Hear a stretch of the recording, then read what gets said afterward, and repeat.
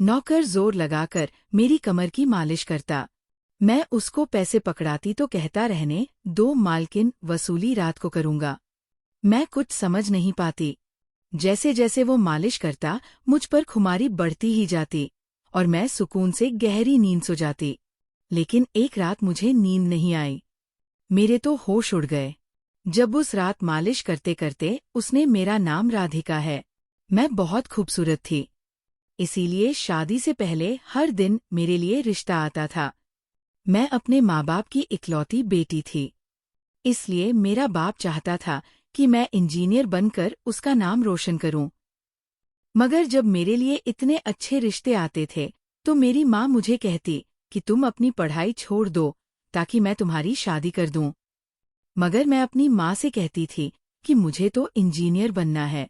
मगर ये सुनकर मेरी माँ को गुस्सा आ जाता था और वह कहती थी कि तुम अभी शादी कर लो, ये इंजीनियर की पढ़ाई बाद में कर लेना। मगर मेरा बाप नहीं मानता था, इसलिए मेरी माँ एक बुजुर्ग बाबा के पास गई और उनसे कहा कि मैं अपनी बेटी की शादी करना चाहती हूँ। मगर उसका बाप नहीं मान रहा। कोई ऐसा ताबीज दो कि उसका बाप शादी के लिए फौरन मान जाए। उस बुजुर्ग ने मेरी माँ से 2000 रुपये लिए और ऐसा ताबीज दिया कि मेरा बाप मेरी शादी के लिए फौरन मान गया। ये रिश्ता दरअसल मेरे बाप के दोस्त ने अपने बेटे के लिए मांगा था और कहा कि आपकी बेटी शादी के बाद भी इंजीनियर बन सकती है। ये सुनकर मेरे बाप ने उससे शादी के लिए फौरन हाँ कह दिया और मैं विदा होकर अपने ससुराल आ गई। मेरे ससुराल वाले बहुत अमीर थे, इसलिए मैं और मेरे पति अलग घर में रहते थे। मेरा पति अपने बाप का बिजनेस संभालता था, इसलिए वह सुबह से शाम तक बिजी रहता था। मैं उसके घर गई तो वहां का ऐशो आराम देखकर मैं चौंक गई। मेरे पति ने मेरी सेवा के लिए कई नौकरानियां रखी हुई थी, मगर उसका एक नौकर धीरे धीरे मेरे करीब आने लगा। उस नौकर ने मुझसे कहा कि मैं यहाँ काफी सालों से काम कर रहा हूँ और आपके ससुराल वाले मुझे बिल्कुल घर के मेंबर की तरह ही समझते हैं। ये सुनकर मैंने भी उसे खास अहमियत देना शुरू कर दी। वह एक दिन मेरे एक कमरे में आ गया। मैं अभी तक बिस्तर में लेटी हुई थी। उसने मुझे थका थका देखा तो कहने लगा कि आप लेटे रहो, थक गई होगी। अगर आपको ऐतराज ना हो तो मैं आपके कंधे दबा दूं। ये सुनकर मैं चौंक गई। मैं खूबसूरत थी, जवान थी, लेकिन मुझे मेरे पति के अलावा किसी मर्द ने नहीं छुआ था और ना ही मैंने किसी नौकर से कभी अपने कंधे दबवाए थे। इसलिए मैंने फौरन मना कर दिया, क्योंकि मुझे अच्छा नहीं लगता कि कोई पराया मुझे छुए। ये सुनकर वह चुप हो गया और मेरे कमरे से चला गया। तभी मुझे एहसास हुआ कि मैंने उसकी बात का जवाब बहुत सख्ती से दिया था। शायद वो पहले भी मेरे ससुराल में ऐसे काम करता होगा, मगर मैंने साफ इनकार करके उसका दिल तोड़ दिया था। दरअसल में बहुत नरम दिल थी, इसलिए मुझे बाद में अफसोस होने लगा। मैं उसके बारे में सोचने लगी कि ये नौकर तो काफी जवान और खूबसूरत है, मुझे इससे कंधे नहीं दबाना चाहिए था। शायद मेरे पति को ये बात अच्छी ना लगे। अगर दोस्तों आपको मेरे से बात करना है तो इस वीडियो को लाइक करो और चैनल को सब्सक्राइब करो। और हाँ दोस्तों, क्योंकि जो सब्सक्राइब करेगा उससे मैं अपना नंबर भेज दूंगा, तो जल्दी से सब्सक्राइब कर लो। अगले दिन भी ऐसा हुआ। नौकर ने यही बात मुझे दोबारा कहा। मैं उस दिन बहुत थकी हुई थी, इसीलिए मैंने अपने कंधे आगे कर लिए और उससे कहा कि तुम मेरे कंधे दबा दो। ये सुनकर वो खुश हो गया और उसने मेरे कंधे दबाने शुरू कर दिए। वह इतने धीरे धीरे कंधे दबा रहा था कि मुझे फिर से नींद आने लगी। ये देखकर वो नौकर कहने लगा, मालकिन आपको नींद आ रही है, आप बिस्तर पर लेट जाओ, मैं आपके कंधे दबाता रहूंगा। मैं जैसे मदहोशी में थी, इसलिए फौरन बिस्तर पर लेट गई। वह नौकर बिस्तर पर आ गया और मेरे कंधे दबाने लगा। उसके बाद मुझे होश नहीं रहा और मैं सो गई। मुझे नहीं पता था कि मैं कितने घंटे सोती रही। मेरी आँख खुली तो मैंने देखा कि वह नौकर अभी तक मेरे कंधे दबा रहा था। ये देखकर मुझे उस पर तरस आ गया और मैंने हाथ बढ़ाकर अपना पर्स खोली और कुछ नोट निकाले और उस नौकर के हाथ में रख दिए। ये देखकर वो शर्माने लगा। मालकिन, आप मुझे पैसे देकर शर्मिंदा कर रही है। मेरी सैलरी अच्छी है, मुझे इन पैसों की जरूरत नहीं है। ये सुनकर मैंने उससे कहा कि ये पैसे तुम्हारी मेहनत के हैं। ये सुनकर उस नौकर ने मुझसे वह पैसे लिए और मेरे कमरे से निकल गया। मेरा पति रात को देर से आता था, इसलिए मैंने शाम को फिर उस नौकर को अपने कमरे में बुलाया और उसे कहा कि तुम्हारी मालिश से मुझे बहुत अच्छी नींद आती है, इसलिए जब तक मेरा पति घर नहीं आ जाता तब तक तुम मेरे कमरे में ही रहना। शायद नौकर को पैसे का लालच आ गया था, इसलिए वह मेरी बात सुनकर खुश हो गया और कहने लगा, मैं तो आपका मामूली सा नौकर हूँ, जैसा आप कहोगे मैं वैसा ही करूँगा। आपके कंधे दबाता रहूँगा ताकि आपकी थकान उतर जाए और आपको सुकून मिले। ये सुनकर मैंने उसे कहा कि तुम्हारे हाथों में जादू है, इसलिए तो मेरी सारी थकावट उतर जाती है। एक दिन नौकर ने मुझसे कहा कि आपकी सास भी कभी कभी मुझसे मालिश करवा लेती थी। ये सुनकर मैं चौंक गई। मुझे मेरी सास ऐसी नहीं लगती थी, मगर वो नौकर झूठ बोलने वाला नहीं लगता था। मुझे ससुराल आए 1 महीना होने वाला था, इसलिए मैंने नौकरों को परख लिया था। वह मुझे हर बात सच ही कहता था। मेरे घर में नौकरानियां भी काम करती थी, मगर वो झूठी और बेईमान थी। वह मुझसे जो बात सुन लेती थी उसे पूरे मोहल्ले में मशहूर कर देती थी, इसलिए मैं उन्हें अपने कमरे में नहीं आने देती। ये नौकर इस घर का पुराना नौकर था, इसलिए मैं उस पर भरोसा करती थी।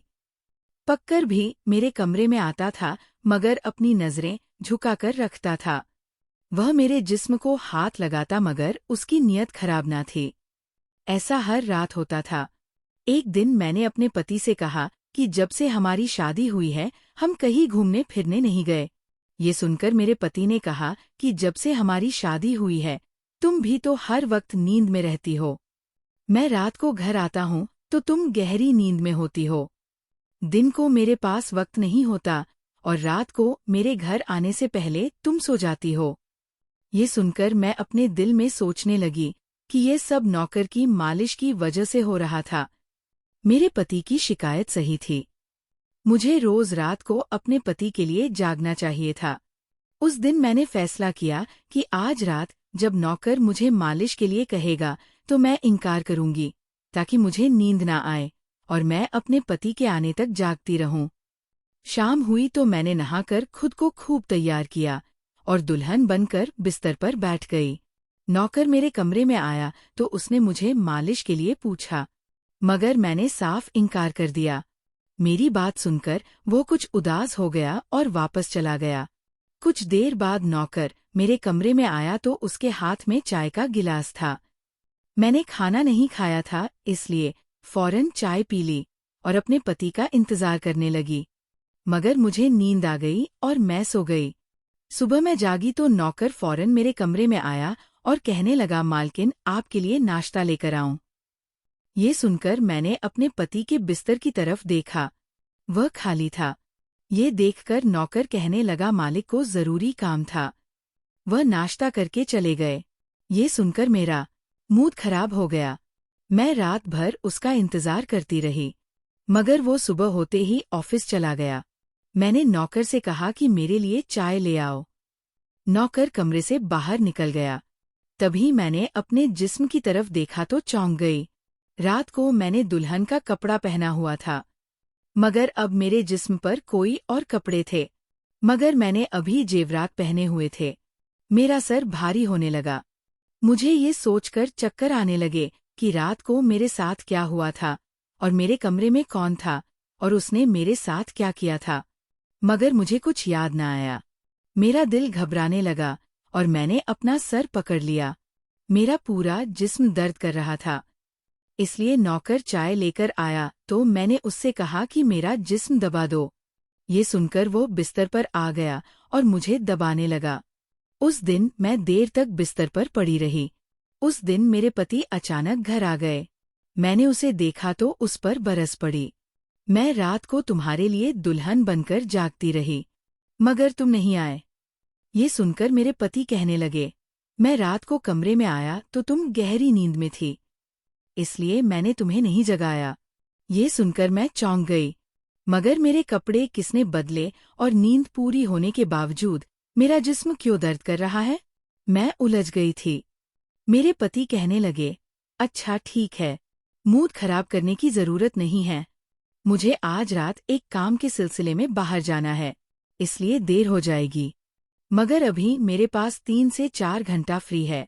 अगर तुम कहो तो हम अभी कहीं बाहर जा सकते हैं। ये सुनकर मेरा मूड खुद ब खुद ठीक हो गया और मैं सारी रात वाली बातों को भूलकर खुश हो गई। शादी के बाद ये पहला मौका था कि मैं अपने पति के साथ कहीं बाहर जा रही थी। मैं जल्दी जल्दी तैयार होने लगी, जबकि मेरा पति गाड़ी में बैठकर मेरा इंतजार करने लगा। उस वक्त नौकर मेरे कमरे में आ गया और मुझसे पूछा, मालकिन, आप कहीं जा रही हैं क्या? ये सुनकर मैंने उससे कहा कि हाँ, मगर तुम क्यों पूछ रहे हो? ये सुनकर नौकर कहने लगा, मैं आपका नौकर हूँ, मगर आपको यही सलाह दूंगा कि आप बाहर नहीं जाओ, क्योंकि आपका जिस्म थक जाएगा। ये सुनकर मुझे गुस्सा आ गया और मैंने उससे कहा कि तुम मेरे नौकर हो, मेरे पति बनने की कोशिश मत करो। ये कहकर मैं बाहर चली गई। ना जाने जाने मुझे किस बात पर गुस्सा आ गया था। मैंने उस नौकर को खूब खरी-खरी सुना दी। वह भी अपनी औकात जान गया था। तभी तो मैं जब घर आई तो वह मेरे सामने नहीं आया।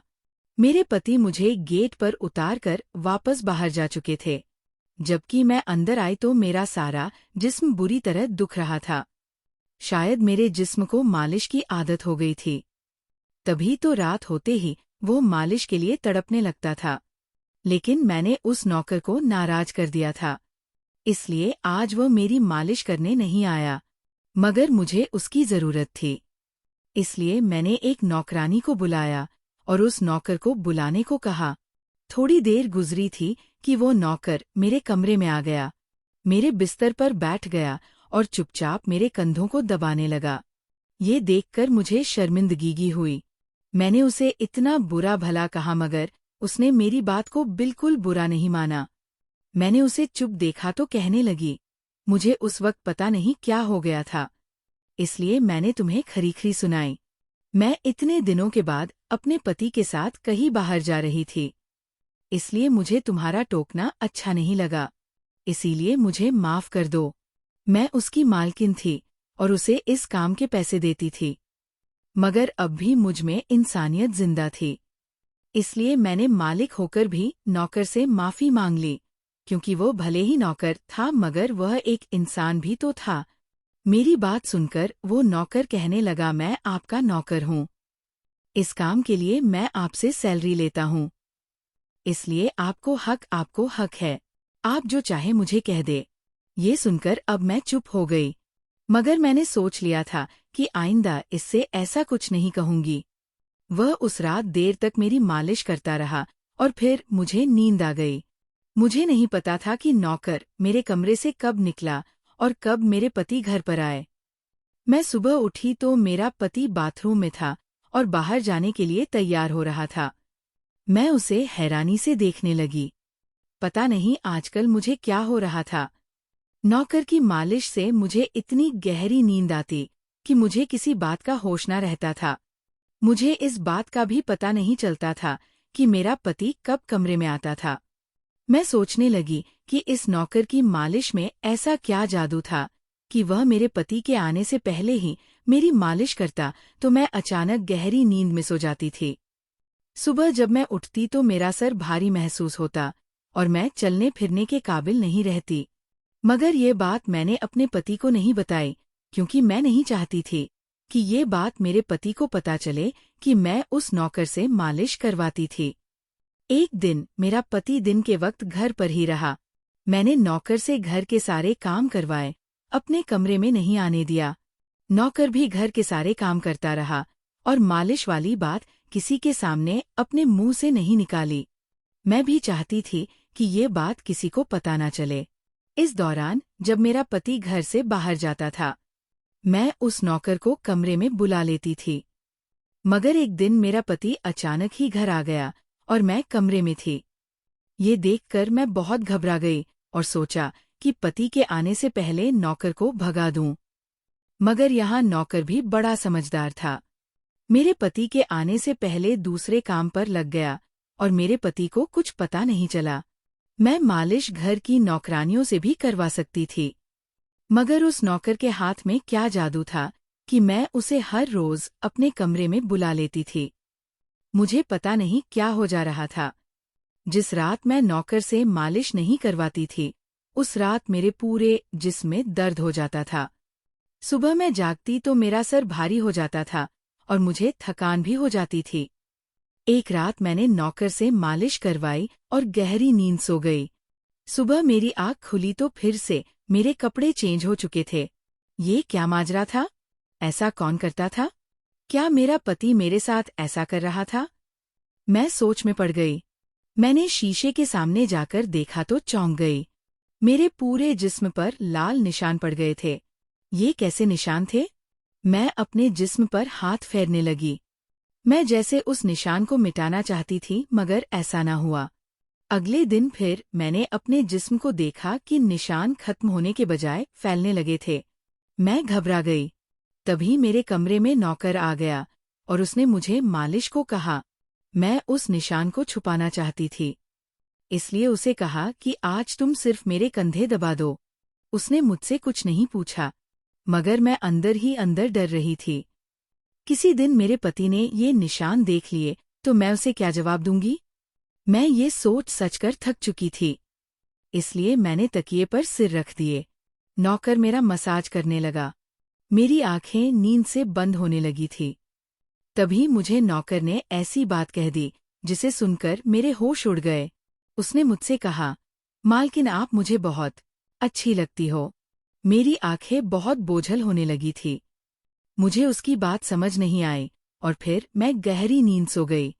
सुबह मेरी आँख खुली तो मेरा पति भी बिस्तर में लेटा हुआ था।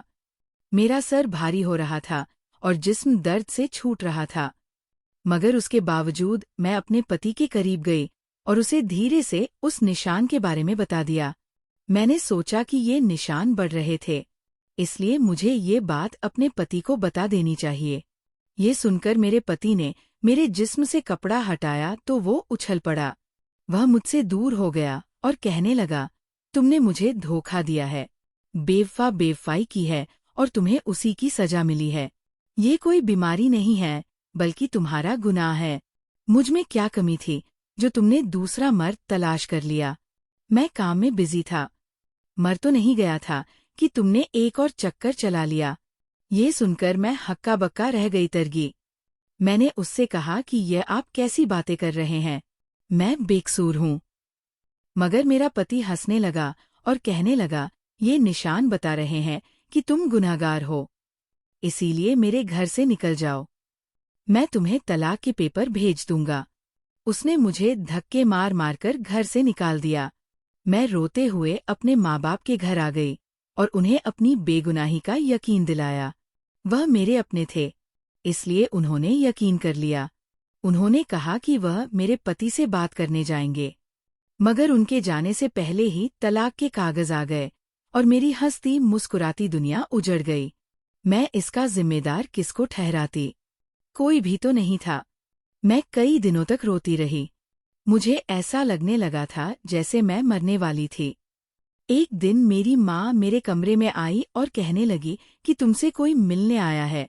मैं भाग कर गई कि शायद मेरे पति आए हो, उसे मेरी बेगुनाही का एहसास हो गया हो। मगर वहाँ मेरा पति नहीं था, बल्कि वही नौकर था जो उसके घर काम करता था। मैंने उसे आने का कारण पूछा तो वह कहने लगा, मैं आपके उन निशानों के बारे में जानता हूँ। ये सुनकर मैं चौंक गई।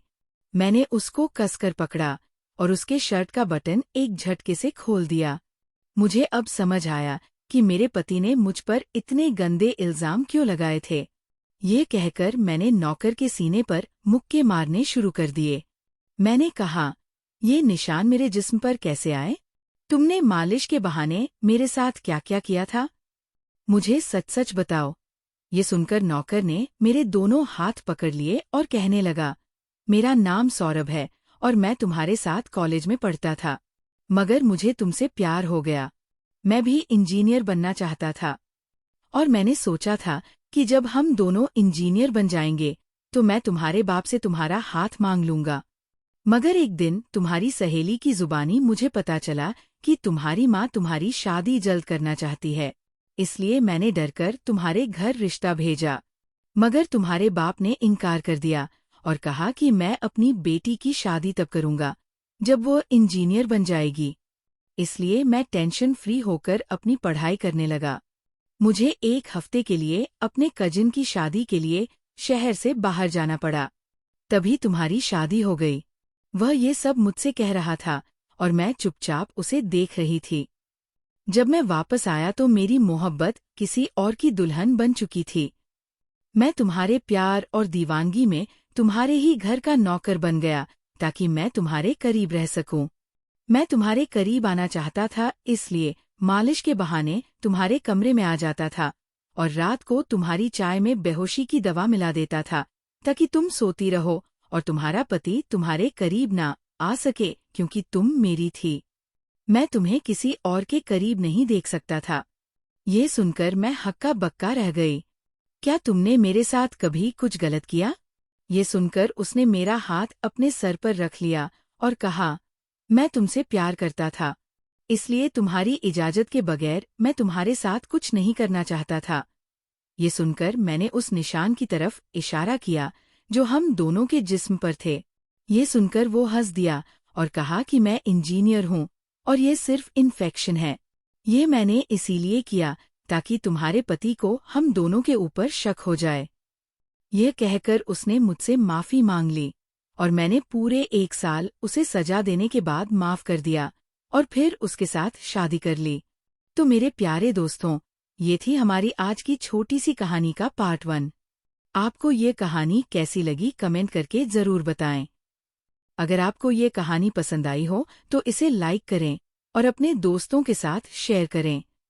अगर आप ऐसी ही और भी इंटरेस्टिंग और रोमांटिक कहानियां सुनना चाहते हो तो चैनल को सब्सक्राइब जरूर कर लें और बेल आइकॉन ऑन कर लें ताकि आपको मेरी हर कहानी समय पर मिल सके। क्या होगा?